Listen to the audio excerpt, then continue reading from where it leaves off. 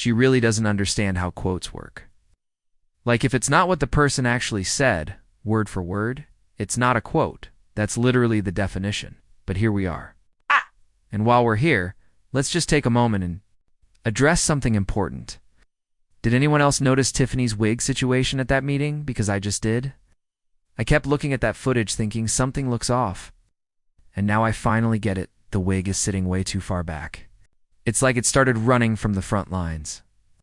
Every time I come back to this footage, I get stuck on it. Something just ain't right. This whole thing could be titled The Dictator and the Receding Hairline. And honestly, I'm having a little too much fun with this. It's giving live stream energy in a regular video. But y'all tell me, was that a look? Hit the comments. Press 1 if you think that hairline is serving. Press 2 if you're like, absolutely not. Now let's move on to the actual mess this board meeting. One of the speakers said if anybody needed anything, they could reach out to them directly or call Keith Freeman. Apparently they're available anytime. But then it jumps into her trying to defend paying employees, saying they shouldn't go unpaid just because the board feels like they didn't get what they needed in time. She said you must pay to stop. Now what that even means, I don't know. But her point was that the employees did the work, put in the time, and have nothing to do with the board drama. So they deserve to get paid regardless. That was her whole little speech. To be fair, if that's how she feels, fine. But then she tried to shut down all discussion like her statement was supposed to be the final word. Nope, one of the trustees wasn't having it. They clapped back real quick, saying that the board passed ordinances requiring all hiring and firing to go through. That process isn't being followed. They said nobody should be receiving documents on weekends. If this is official business, it needs to happen during the week, during office hours, with proper documentation and transparency. That's not too much to ask. These trustees aren't trying to target employees, they're just trying to do their job, to manage taxpayer money responsibly and make sure there are checks and balances in place. One trustee even said they had to call Keith Freeman on a Sunday because they didn't get the paperwork in time during the week. And honestly, that's unacceptable. Then there was this moment that made me pause. Y'all see the man sitting up there with Tiffany? The way he was looking at her? He was giving off serious crush energy. Like he really believed he had a shot. The way he looked at her screamed, "Please love me." I don't know if he's married or what, but I'm telling you, it felt like he was hoping for a little sneaky link action. It was a whole vibe. Just something I picked up on. Mama gets these feelings sometimes. Anyway, back to the board. One trustee said flat out this isn't about hurting employees.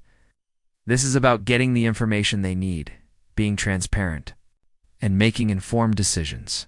They pointed out how reckless the administration has been with taxpayer money. That if the board just rubber stamps everything without proper oversight, they'll be the ones held responsible when the budget falls apart. And that's real. These people have a duty to make sure the village isn't going broke under their watch.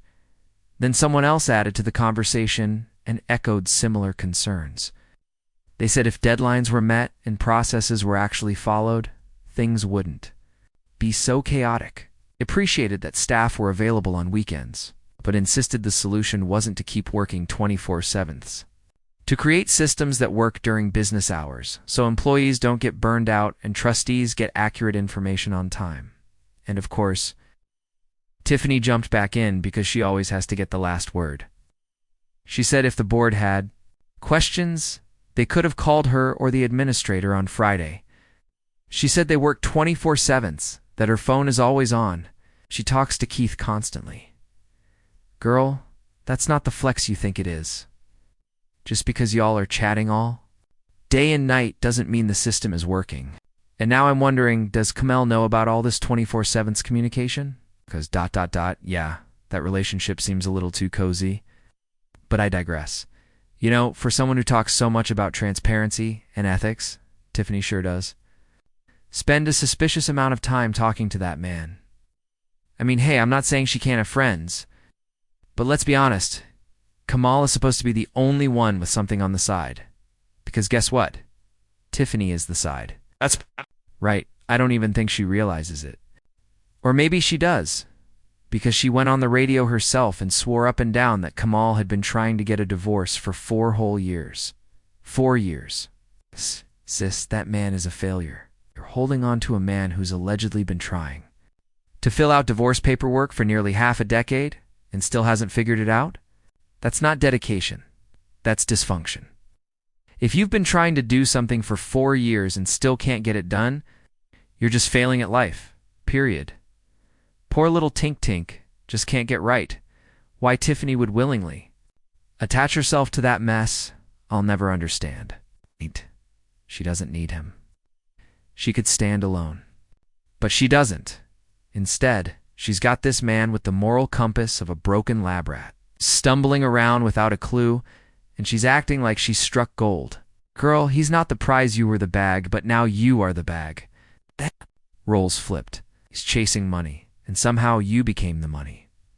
Wild. And let's talk about her latest rant. She's out here insisting that trustees aren't doing their jobs, saying they're not having enough committee meetings, not reaching out, not reading the documents on the village's internal platform. She keeps telling them it's all on the app. That solves everything. If everything was truly that simple, we wouldn't be here. And what's worse, she always says, just reach out if you need help, and gives her personal number like it's the village help desk. Meanwhile, she's not providing real answers, just distractions. Then she starts talking about land bank approvals, acting like trustees voted for something without knowing what they were doing. She pulls out a so-called sheet of paper about the Bible Act housing program, 4 free homes and $5,000 homes. Says she's going to show it to everyone, but then doesn't. Classic. She waves the paper around like it's a magic scroll, promises transparency, and then walks away with it like it never existed.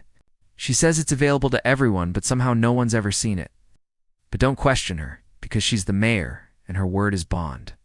Dictator behavior, plain and simple. She even accused the board of misquoting someone during a vote, claiming the woman they referenced never said what was claimed. And then she tries to justify her own housing program, complaining that she's not being given the same chance as the land bank. But the reality, her version of transparency, is take my word for it. That's not how public service works, especially not when you're asking people to hand over money. Speaking of money, let's talk about these so-called housing opportunities. For the $1 and $5,000 houses, the rules are wild. For the dollar homes, investors have to show proof of $20,000 funds, be licensed and bonded in Dalton, pull a 90-day permit, and undergo inspections. And if they fail an inspection, the village keeps their $1,000 escrow. Then it turns into a lottery. System: 75% of proceeds go to the investor, 25% to the village. Meanwhile, Tiffany brags about how she once hired a private inspector who saved her from buying a home with rotten joists. Which is hilarious, because when she was renting out a house full of black mold and rats to a woman with small children, she had one of her friends pass it as safe. That house had sewage in the basement, and Tiffany had someone stamp it livable. But when she's the buyer, she wants a second opinion. Wild how that works. She says residents should hire private inspectors instead of using village inspectors after. She used her own circle to bypass safety standards for her properties.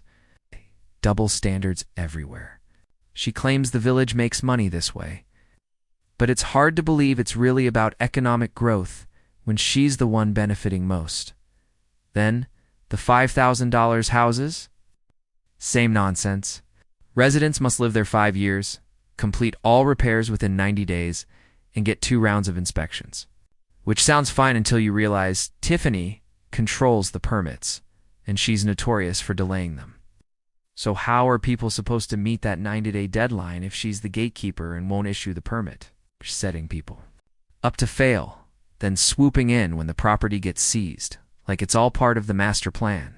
Spoiler, it probably is. All of the soul of it goes back to power, and when you elect a dictator, this is what you get. She takes full credit when things go well, and passes all the blame when things go south.